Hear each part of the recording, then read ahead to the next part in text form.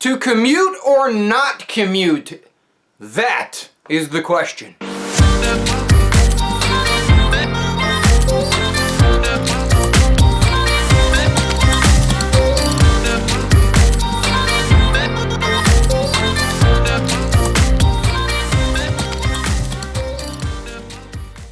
Whether or not you actually take a job that requires you to commute.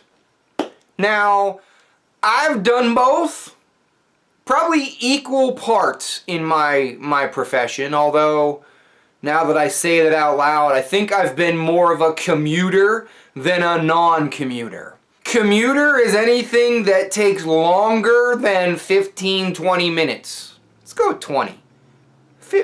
15, 20. 15. We're going to go with 15. Don't ask me where I came up with that number. Completely random number. If you have to sit in a vehicle of some sort for 15 minutes or more, then you're a commuter.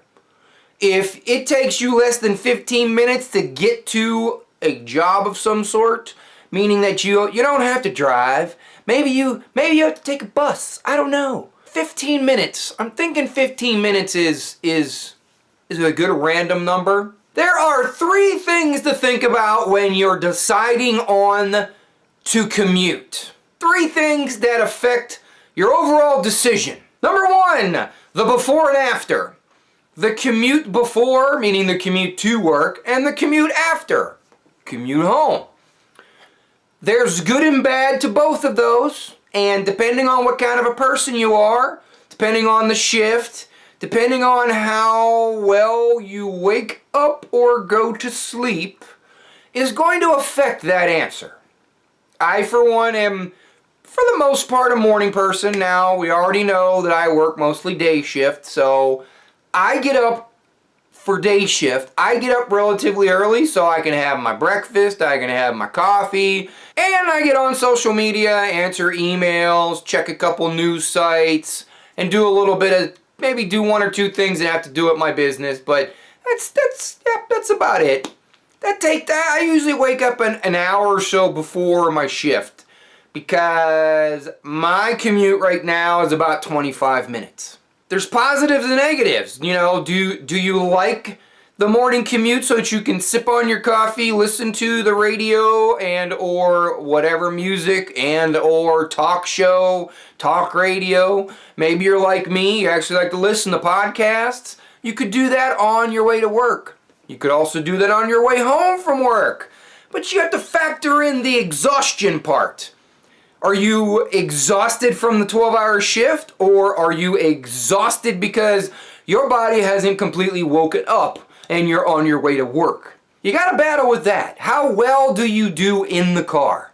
Does the car put you to sleep? Will the commute serve as a sedative, or will you stay awake? If the car ride turns into a sedative, you should probably not be commuting.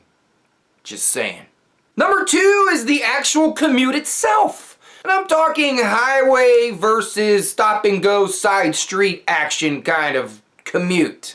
If it's purely highway and freeway, expressway, it's pretty easy. You can set the cruise control. If you have one, you can set the cruise control and just let her go.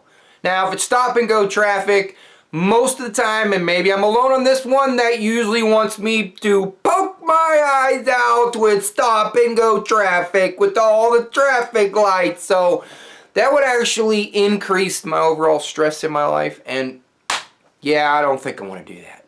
The actual commute itself, it really matters. I swear to God it matters. And number 3, and maybe this is just preferential because I live in an area that actually has all 4 seasons. We actually have a spring, summer, winter, and fall. Yeah, the actual geographical location of your commute matters. If you gotta drive in that crappy white stuff, and you get a lot of that crappy white stuff, it's probably going to affect your commute in some way. And if you don't believe me, just pay attention to my social media feeds. I live in the crappy white stuff, otherwise known as snow. I live in the crappy white stuff, and that's just, oh man.